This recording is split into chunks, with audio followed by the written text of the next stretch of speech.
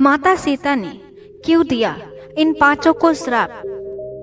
कौवा, गाय, बट वृक्ष, फल्गु नदी, ब्राह्मण और तुलसी, इन पांचों को क्यों दिया माता सीता ने श्राप? आज इसी वीडियो में इसी के बारे में जानेंगे।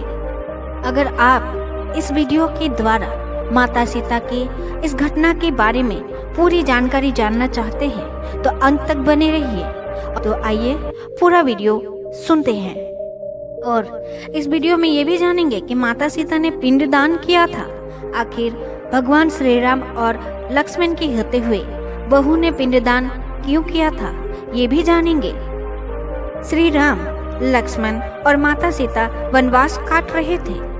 भगवान श्री राम के वनवास के दौरान राजा दशरथ की मृत्यु हो चुकी थी और पितृपक्ष यानी लक्ष्मण, श्री राम और माता सीता को पिंडदान करना था, जो किसी पवित्र नदी के किनारे जाकर किया जाता है। जिस कारणवश श्री राम प्रभु, लक्ष्मण और माता सीता फल्गु नदी गया के तट पर पहुंचे। कहते हैं कि जब तीनों गया के फल्गु नदी के तट पर पहुंचे, जब प्रभु श्री राम ने पंडित जी से पूजा की सामग्री के बारे में पूछा, तब उन्होंने लक्ष्मण को पास के गांव से पूजा की सामग्री लाने को कहा।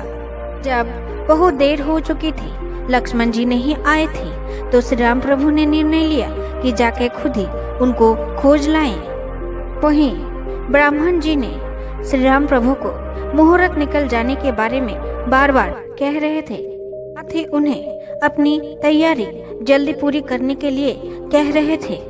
फिर श्री राम प्रभु लक्ष्मण की खोज में निकल जाते हैं। इधर जैसे जैसे समय बीत रहा था, सीता जी की चिंता बढ़ रही थी। समय बीत रहा था और श्री राम प्रभु और लक्ष्मण लौटे भी नहीं थे। यह देख माता सीता ने खुद ही निर्णय लिया कि उनके पास पूजा के लिए जो भी सामग्री उपलब्ध है, उन्हीं से वो पूजा शुरू कर देगी। माता सीता ब्राह्मण को कहती है कि श्री राम और लक्ष्मण को लौटने में देर हो रही है, तब तक आप पूजा शुरू करें, वो आ जाएंगे। उन्हें लौटने में देर होती है तो अकेले ही पूजा समाप्त कर लूंगी। विधि पूर्वक पूजा संपन्न हो जाती है और माता सीता इस प्रकार पिंडदान करती है। और जैसे ही माता सीता ने आंखें बंद करी और हाथ जोड़े प्रणाम करने के लिए, कि तभी एक अगला स्वर सुनाई दिया कि पूजा संपन्न हुई और स्वीकार भी हो गई। यह सुनकर माता सीता को बहुत प्रसन्नता हुई और साथ ही उनकी मन में यह शांति हुआ कि राजा दशरथ के पिंडदान की पूजा सफल हुई। हालांकि उन्हें इस बात की भी चिंता थी कि श्री राम प्रभु और लक्ष्मण इस बात पर भरोसा नहीं करेंगे। हालांकि यह माना जाता है कि पिंडदान की पूजा पुत्र के अलावा नहीं होता है। तब माता सीता ने फल्गु नदी, बट वृक्ष, कौवा, ब्राह्मण, तुलसी के पौधे और पूजा में इस्तेमाल होने वाली गाय को इस बात की साक्षी बनने को कहा। तब उन्होंने इस बात की स्वीकृति दी। जब श्री राम प्रभु लौटे और माता सीता की इस बात पर लाख कहने के बावजूद विश्वास नहीं करते हैं, तब माता सीता ने सभी साक्षियों से कहा कि इस बात को श्री राम को बताएं।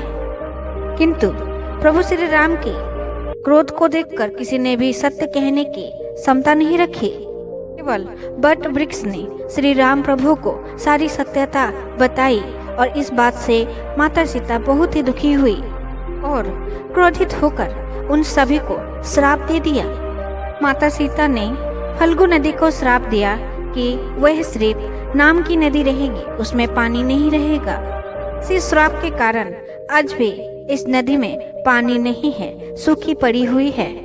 फिर माता सीता ने गाय को श्राप दिया कि उसके पूरे शरीर को पूजा नहीं जाएगा, सिर्फ उनके हिंदू धर्म में पिछले हिस्से की पूजा की जाएगी। साथ ही गाय को यहाँ वहाँ भटकने की श्राप दिया और ब्राह्मण जी को श्राप दिया कि कभी भी वो संतुष्ट न रह पाए। कारण दान दक्षिणा देने के बावजूद पंडित जी कभी संतुष्ट नहीं रहता। तुलसी को माता सीता ने श्राप दिया कि गया की मिट्टी में कभी नहीं उगेगी। कौवे को श्राप दिया था कि हमेशा लड़ झगड़ कर खाना खाएगी। साथ ही बट वृक्ष को आशीर्वाद दिया कि पिंडदान में इस वृक्ष की उपस्थिति महत्वपूर्ण होगी। साथ ही बट वृक्ष को माता सीता ने लंबी आयु और दूसरों को छाया प्रदान करने के वरदान दे। साथ ही माता सीता ने कहा, जो पत्नियां अपने पति की लंबी आयु के लिए बट वृक्ष की पूजा करेगी उनकी पति की लंबी आयु होगी। सको आज का वीडियो यहीं तक। अगर यह वीडियो आपको पसंद आता है तो लाइक करिएगा, चैनल पर नए हैं तो सब्सक्राइब करिएगा।